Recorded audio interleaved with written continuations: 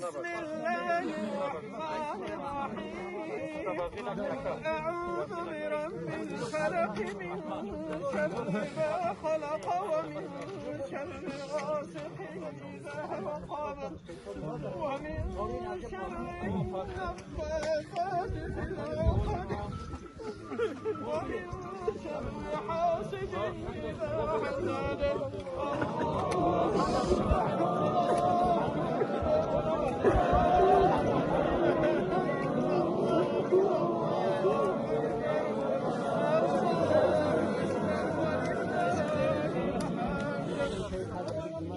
بسم الله الرحمن الرحيم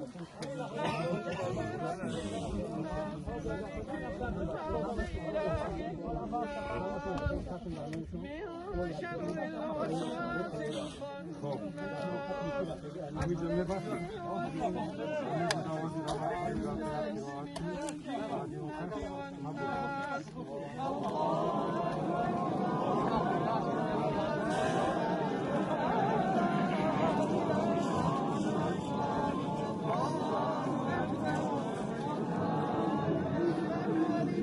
تو هستی در دو عالم ناگزیر است و فضلت دست گیر ای دستگیر است. تنش را خوابی خوش ده بر سلامت، دلش بیدار گردان تا قیامت.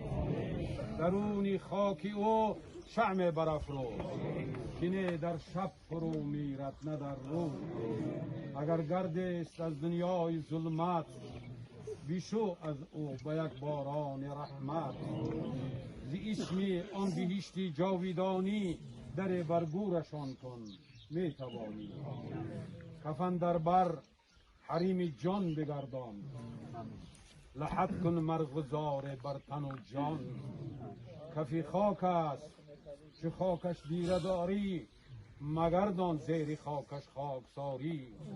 چو در بستند به او از خاک و خیشت است، در بگشای بر او از بهشت است. قبلش بوغ از ماهای جنت باشد. عزیزی جان، همه بچه های خدمت کردن کو، من همه ماشینای سکوری آوردن کو، من اینجا دخترایی که خدمت کردن کو. پروردگار شما را اجر عظیم بیتید، دولتی زیاد خداوند شما را روزی ببیند. شما دست کم رو نبینید. شما شخصیت رو خدمت کردید که شخصیت رو خدمت